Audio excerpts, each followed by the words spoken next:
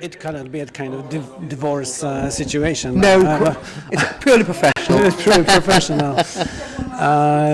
This is Carole Ashby, James Bond girl, number. Oh, I don't know. I can't remember now. No, it's a long time it's ago. Not important. Welcome to this Can Press news agency. We are very delighted to have one of the most famous James Bond girls. You're just saying that. Oh, listen.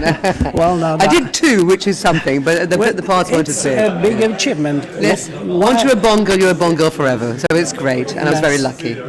Well, in the course of years, you have been asked lots of questions. But is there anything you have been hiding from the public? I mean, can you tell me something? Really? Certainly not. If I've been hiding it for this long, I won't be telling you now. No. Is there anything we have missed? Something juicy from the work on your films? If you could say something which is this is not off the record, but this is. It's certainly not off the record, darling, is it? Partly, no. But situations you remember. Most situations I remember. Actually, yes. I'm talking about this about 5 minutes ago, and I was asked how I got the second Bond movie, because people don't often do two. No. And I said just by a bit of luck. I said they were desperate, they were looking for somebody.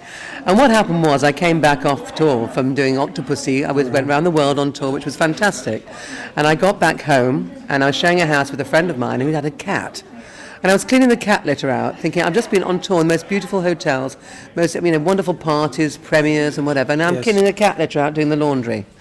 What's happened to my life? And then the phone went, and I answered the phone. I said, "It's John." I said, "John who?" I said, "It's John Glenn." I went, "Hello, John." I said, I'm cleaning the cat litter out, thinking how my life has changed. He went, Carole, I'm at Pinewood now. I said, "Can I just ask you a question? Have you got big tits and can you whistle?" And I went, "Well, I've got medium-sized ones." And I said, "I can whistle really badly inwards." He said, "What?" I said, "Why?" He said, "Well, do you want the job? It's about it's the next movie, actually, and it's a cabaret artist that, is a whistling girl. Yes. So you need to whistle, but you need to look good in this dress." I went, "Well, can you dub the whistling?" I said, "I can get the dress on and do the bits here, it could be fine." So he said, "Perfect." So the next day, the car arrived. I was on the next movie, which was View to a Kill, playing the cabaret artist at the top of the Eiffel Tower. And they did dub me, because I can only whistle like... terrible, I can't whistle properly. So that's how I got the next part. So, Well, that was very... It was a different story. It wasn't so different, difficult, I mean. Well, but is there any particular scene you think was difficult to make? Now I think about both of the films. Well, the scene at the top of the Eiffel Tower, which was actually at Pinewood Studios, was not so much difficult, but it was a bit of drama going on, because John would say, I was in the front doing my bit, doing this whistling, and it was an illusion act, I don't even remember, with the butterflies. It didn't look safe. No, exactly. But also it wasn't safe, because the guy and his assistant, who controlled the butterflies, which were on like a fishing wire, were rowing in the back. So he's shooting it, and they're having a row. You could hear their voices, and the butterflies were going all over the place. And then one got a hook on. You remember Monsieur Aubergine gets hooked in the face when he's having dinner with Bond. So that was quite a drama, trying to get that, calm them down, sort the fishing rods out, sort the butterflies out, and make it look like it was a slick and sophisticated act. So that was a bit of a drama. The next one was in Octopussy, and we were in India. We were shooting a massive scene with helicopters go overhead on the ceremonial barge. Big scene, huge scene. And it was the time before digital effects, yes, right? Absolutely. You got to get it right. There was a lot of things to think about. And what I did the night before, being a bit of a practical joker, playing hijinks, we'd had a water fight with the photographer. Right. And it was by the fountain in a marble courtyard. And I went aquaplaning. The water and marble don't go. And I slid and hit the wall, and I pulled the nail off my toe, and broke my toe, and was collapsed on the floor. This is the first night I arrived. Carole Catastrophe is my nickname now. So Rocky the stuntman carried me to my room. The doctor arrived and whatever. So long story short, I refused to let them take the nail off, but they bound my foot. I had a slipper on it. And so when we started the next day, it was my first day of shooting, they said, "Right, okay, are you ready?" Looking at the crowds, the helicopters go, "Right, slipper," action. So they had to make sure this slipper, which is not very glamorous. So, Bond girls don't want to have slippers on when they film. So that was, another bit of a headache I caused them, but they still brought me back. So that was nice. So. My next question is like this. Maybe I feel sometimes old-fashioned, but the modern James Bond films, I think they lack something. They lack wit. They lack humor. It's too much stress. What do you think? It's a big difference between the older James Bond films. Well, you're talking to an older Bond girl, so I'm going to be agreeing with you, aren't I? I'm very much old school.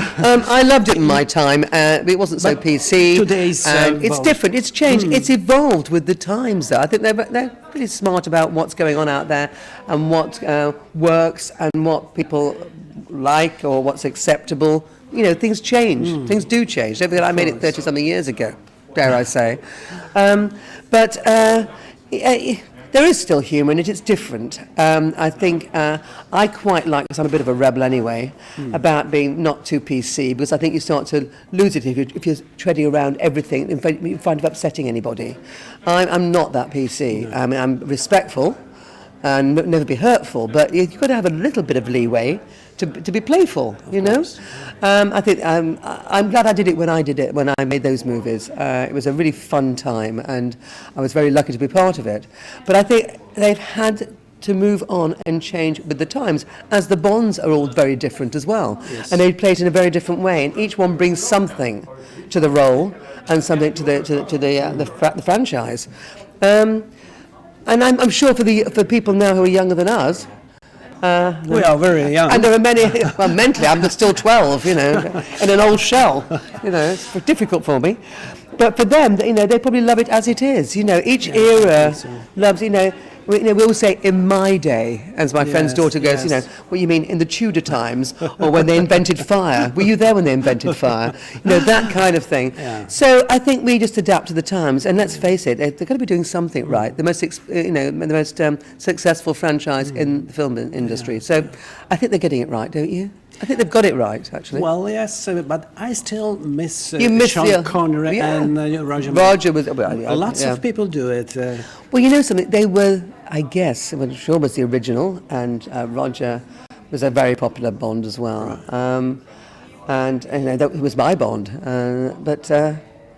Well, listen, we're all going to be sentimental about things. I'm sentimental about all sorts of things, but it still doesn't take away what's coming out now is good. And I think this next movie, I saw a bit of the filming in Mexico, which was extraordinary. Yeah. And through the grapevine, I hear they're very happy with it. It's going to be really probably one of the best ones ever. So that's quite something. They've got quite a team. So let's just wait and see. We could be very pleasantly surprised. It might keep everybody happy, from the old school to the younger ones. Yeah. Sure. All right. Thank you very much. Thank you. It was Carole Ashby was together with Scan Press. Thank you very much. It's been fun. Thank you so much. Thanks.